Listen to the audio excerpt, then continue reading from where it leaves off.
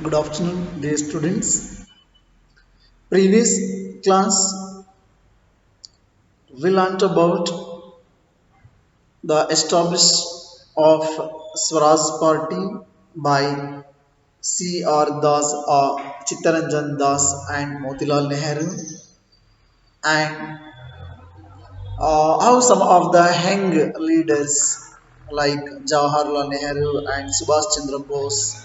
So they were pressed more radical mass agitation and for full independence. All those we are discussing, and also we learnt about the Tory government in Britain.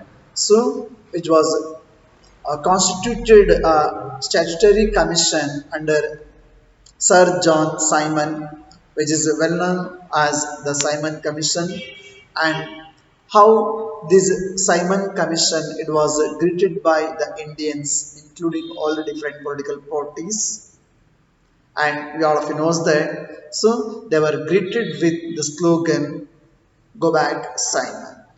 And afterwards, we learned about Lord, the Viceroy, Lord Irving. So in 1929, in the month of October, so he was announced a offer of dominion status for our country, but it was actually an unspecified future, and also so was announced a roundtable conference to discuss our future constitution also. See, these are all did not satisfy the Congress leaders, especially the radicals within the Congress led by Nehru and Subhash Chandra Bose became more assertive. The liberals and moderates who are proposing a constitutional system within the framework of British dominion. So gradually lost their influence. So in December 1929, under the presidency of Jawaharlal Nehru, the Lahore Congress session, so it was formalized the demand of Purna Swaraj, full independence for India. See, it was declared that 26th January 1930 would be celebrated as the Independence Day, but when people were to take a pledge to struggle for complete independence, but unfortunately, dear students, so this celebration attracted very little attention. Then afterwards, Mahatma Gandhi was abstract the idea of freedom to more concrete issues of everyday life, and he was started the Salt March. Now, let us discuss about the Salt March and the civil disobedience movement.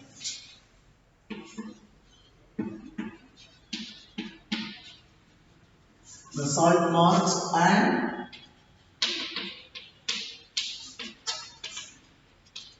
disobedience movement. The Salt March and disobedience movement. See, Mahatma Gandhi found in salt a powerful symbol that could unite the nation. Salt as a powerful symbol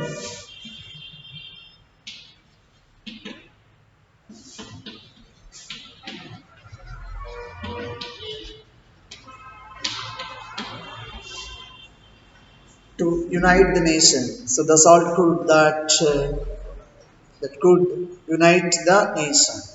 So on 31st January 1930, on 31st January 1930, understood now.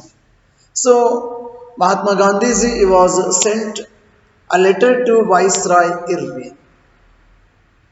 Getting dear students. So Mahatma Gandhi on 31st January 1930 sent a letter to Viceroy Irving. Sent a letter to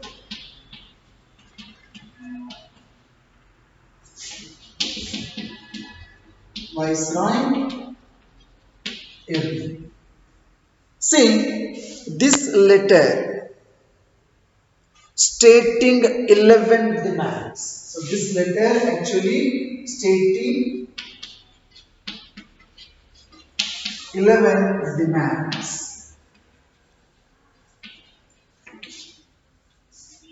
So this letter was stating 11 demands. So some of these were of general interest and others were specific demands of different classes. Getting dear students. So these 11 demands, so some of these were general interest and others were specific demands of different classes, from industrialists to peasants. From industrialist to peasants. So the idea was to make the demands wide ranging so that all classes within Indian society could identify with them and everyone could be brought together in a united campaign. So this is what the idea of the Mahatma Gandhi.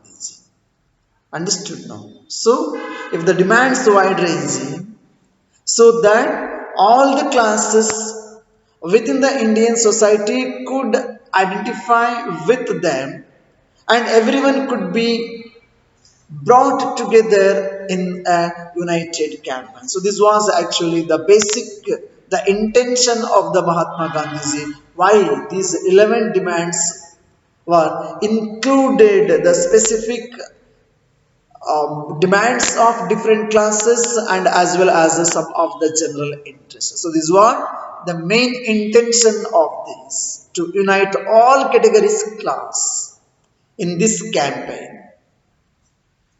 The most stirring of all was the demand to abolish the salt tax. So abolition of salt tax. We all of knows that. So salt, it was actually something consumed by rich and the poor alike. And salt was one of the most essential items of the food. So except a sweet item, for everything we needs to be added the salt. It is essential for all class people, whether poor, rich, ಏನಿಲ್ಲ ಅಂದ್ರೂ ಅಡುಗೆ ಮಾಡ್ಬೋದು ಮಕ್ಕಳ. ಆದರೆ ಉಪ್ಪಿಲ್ಲ ಅಂತ ಹೇಳಿದ್ರೆ so we cannot cook. Then don't say, sir, we can cook paisa and sweets. Then that's what I told. Mentioned, except sweet. Sir, coffee, tea, ಆಗ್ತೀರಿ? Understood. So, on that's to sweets, but the maximum of the items, the maximum of our food, so without adding salt, it is incomplete. ನೀವು ಏನು ಬೇಕಾದರೂ ಹಾಕಿ ನೀವು ಬೇಕಾದದನ್ನ ಹಾಕಿ, branded ತಂದ ಹಾಕಿ, ಮನೇಲಿ ಮಾಡಿದ home made ಹಾಕಿ, ಆದ್ರೆ ನೀವೇನಾದ್ರೂ salt ಅದನ್ನ ಆಡ್ ಮಾಡಲಿಲ್ಲ ಅಂತ ಹೇಳಿದ್ರೆ ಅದಕ್ಕೆ ರುಚಿನೇ ಇರಲ್ಲ. ನೀವು ಏನೇ ಹಾಕಿದ್ರು ಅದು ಉಪಯೋಗ ಬರಲ್ಲ. So it's one of the essential items of food, so which is required for all categories people. ನೀವು ಅಗರ್ಭ ಶ್ರೀಮಂತರಾಗಿರಿ, ಮಿಡ್ಲ್ ಕ್ಲಾಸ್ ಆಗಿರಿ, ಪುವರ್ ಇರಿ, ಪುವರೆಸ್ಟ್ ಆಫ್ ದ ಪುವರ್ ಇರಿ, ಎಲ್ಲರಿಗೂ ಬೇಕಾಗಿರ್ತಕ್ಕಂಥ ಅತ್ಯವಶ್ಯಕ ವಸ್ತು ಅಂತ ಹೇಳಿದ್ರೆ that is salt. So the tax on salt and the government ಮೊನೋಪೊಲಿ over it's production.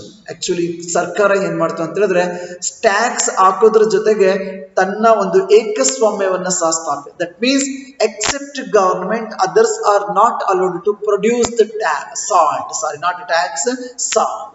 So this use to called as a monopoly, ಏಕಸ್ವಾಮ್ಯತೆ. So only so the permitted companies or factories or the person can produce or the government can produce. So otherwise, so others are not allowed to produce. This is to called as a monopoly. Understood? So Mahatma Gandhi, that's what declared or revealed the most oppressive phase of a British rule. So ಆ ಬ್ರಿಟಿಷರ ಇನ್ನೊಂದು ಕರಾಳ ಮುಖವನ್ನ ಅವರು ಇಡೀ ಭಾರತೀಯರ ಮುಂದೆ ತೆರೆದಿಡ್ತಾರೆ. Mahatma Gandhi's letter was in a way an ultimatum. If the demands were not fulfilled by 11th March, the letter stated. So the demands were not fulfilled by 11th March. Whatever the demands, that should be fulfilled by 11th March. The letter stated. The Congress would launch a civil disobedience campaign. It was very clear. So Gandhiji was mentioned in his letter. If the demands were not fulfilled by 11 March, if suppose the demands whatever mentioned in that letter, so it were not fulfilled by 11th March, the Congress would have or the Congress would launch once again a civil disobedience campaign. So very clearly it was mentioned, very clearly the letter stated this quote. Irvin was unwilling to negotiate. So Mahatma Gandhi started his famous Salt March. What happened? No, when Irvin was unwilling to negotiate with this, Mahatma Gandhi started his famous Salt March, accompanied by 78 of his trusted volunteers. So, 78 members of the Salt March. It was began with 78 volunteers. Those were trusted Gandhiji. The march was over 240 miles. So, with Gandhiji, with 78, the trusted volunteers. So, the march about 240 miles. 240 miles. The march was over 240 miles from where to where? Gandhiji's ashrama to Sabarmati. Especially, where is it? Gandhiji ashrama, which is actually Sabarmati to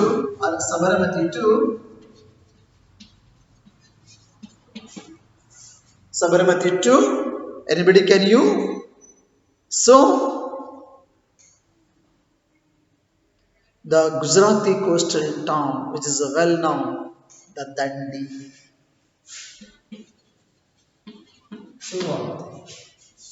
So Dandi or Dandi is the coastal town or city in the Gujarat, and even the Sabarmati Ashram also it's actually in the Gujarat only. So the movement, the march, which was began with the 78 trusted volunteers and over 240 miles, that is Sabarmati Ashram to the coastal town of Dandi. The volunteers walked for 24 days to cover this 240 miles. So 24 days. 24 ದಿನಗಳ ಸುದೀರ್ಘವಾದಂತಹ ಒಂದು ಯಾತ್ರೆಯಾದ.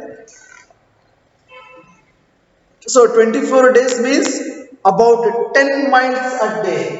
24 ದಿನ ಅಂತ ಹೇಳಿದ್ರೆ ಮಕ್ಕಳ 240 ಮೈಲಿಯನ್ನು ಅವರು ಕ್ರಮಿಸಿದ್ರು ಅಂತ ಹೇಳಿದ್ರೆ, so it is actually ಒಂದು ದಿನಕ್ಕೆ, ಸೊ ಒನ್ ಡೇ 10 ಮೈಲ್ 10 ಮೈಲಿಗಳನ್ನ ಅವರು ಹಿಡಿತಾ ಇದ್ರು. ಈ ದಂಡಿ ಯಾತ್ರೆ ಏನಿದೆಯಲ್ಲ ಮಕ್ಕಳ, ಬಹಳ ಭಾರತದ ಇತಿಹಾಸದಲ್ಲಿ ಅಚ್ಚಳಿದೆ ಇರತಕ್ಕಂಥ ಉಳ್ಕೊಳ್ತಾರೆ. 78 ಜನ ಟ್ರಸ್ಟೆಡ್ ವಾಲಂಟಿಯರ್ಸ್ ಜೊತೆ ಮಹಾತ್ಮ ಗಾಂಧೀಜಿ ಅವರು ಸಬರಮತಿ ಆಶ್ರಮದಿಂದ ಇವತ್ತು ಯಾವಾಗ viceroy lord Irwin was unwilling to negotiate with the letter, whatever the Gandhiji was sent a letter to the Irvin is with the different demands. 11 demands were mentioned. So afterwards the Gandhiji was planned to launch and he was started a march with the 78 trusted volunteers over 240 miles from Sabarmati Ashram to Dandi, which was one of the coastal city or town in the Gujarat. So the cover taken 24 days. Per day 10 miles the walk. Per day 10 miles. And afterwards, actually it was started with only the 78 members. Then after thousands people came to here Mahatma Gandhi's wherever he stood. ಸಾವಿರಾರು ಎಲ್ಲೆಲ್ಲಿ ಮಹಾತ್ಮ ಗಾಂಧೀಜಿ ಅವರು ಉಳ್ಕೊಳ್ತಾರೆ ಅಥವಾ ಎಲ್ಲೆಲ್ಲಿ ಅವರು ಸಭೆಗಳನ್ನು ಮಾಡ್ತಾರೆ ಸಾವಿರಾರು ಸಂಖ್ಯೆಯಲ್ಲಿ ಅವರ ಮಾತುಗಳನ್ನು ಕೇಳಲಿಕ್ಕೆ ಜನಗಳು ಬರ್ತಾರೆ. And he told them what he mean by Swaraj. The Gandhiji was clearly explained about the meaning of Swaraj wherever he was assembled. So wherever he stopped, the thousands of thousands people they were gathered to hear Mahatma Gandhi's. And Mahatma Gandhi is told, explained what he mean by Swaraj and urged them to peacefully defeat the British. How peacefully we need to be fought against the British administration or the colonial administration. So Gandhiji was sent this message to everyone and he was explained on 6th April. He reached the, so when they were reached on 6th April.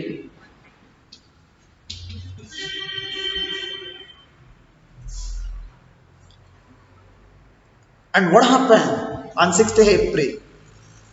When Mahatma Gandhiji and his followers reached Dandi on 6th April and ceremonially violated the law.